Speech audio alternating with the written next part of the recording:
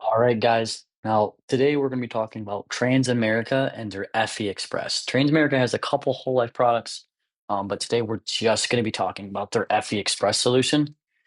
So let's get into this. So their risk classes. Okay, they have two risk classes. One of them we only really use one of them, but they do have this. They do have a graded. So the one we typically use is going to be their level death benefit. That's their select or their standard. And then they have a select graded, which is their graded plan. It's a return of premium plus 10% within the first 2 years. Shoot. Death benefit amounts.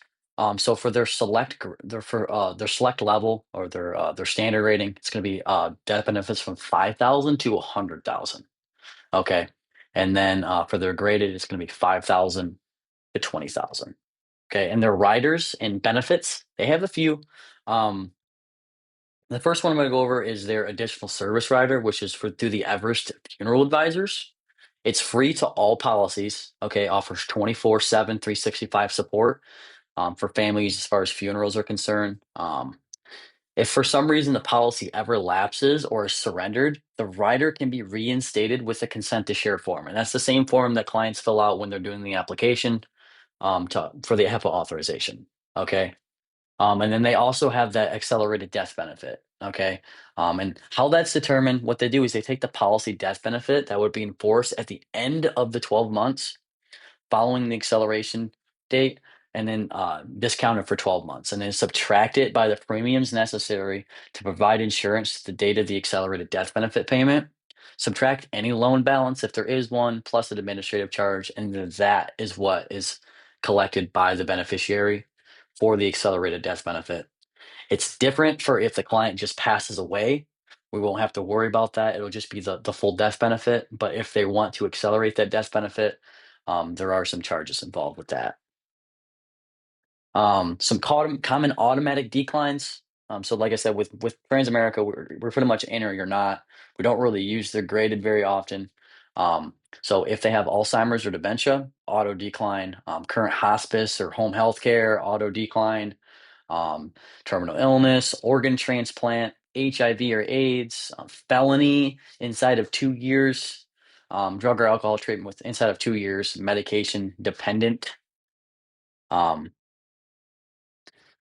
Common cases that are going to push it graded or really cause us to not use them at all. Okay, that's cancer treatment within 2 to 4 years, or really just up until 4 years. Cardiomyopathy, kidney dialysis or kidney failure within 12 months, oxygen use, muscular dystrophy, and then recent mental health inpatient.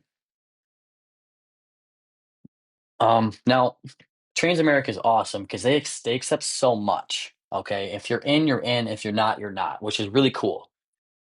Some things that they accept are like asthma, COPD, lupus, PTSD, depression, anxiety, bipolar. That's med dependent. Obviously, we don't need to be taking six different bipolar or depression meds or whatever. So make sure you check on that. Congestive heart failure, which is huge. Most carriers don't accept that. Angina, AFib, cancer, outside of 4 years, greater than 4 years ago.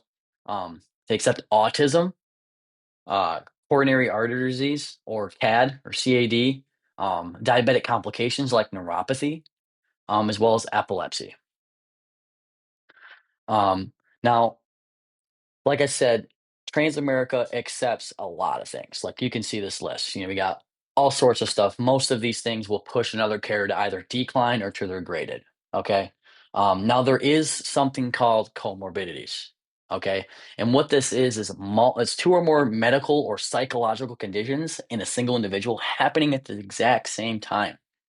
So to put this in perspective, if the client had COPD, some sort of diabetic complication like neuropathy and congestive heart failure, sure they would get approved individually or maybe with one of the other. But if all three of them are at the same time, it's an automatic decline.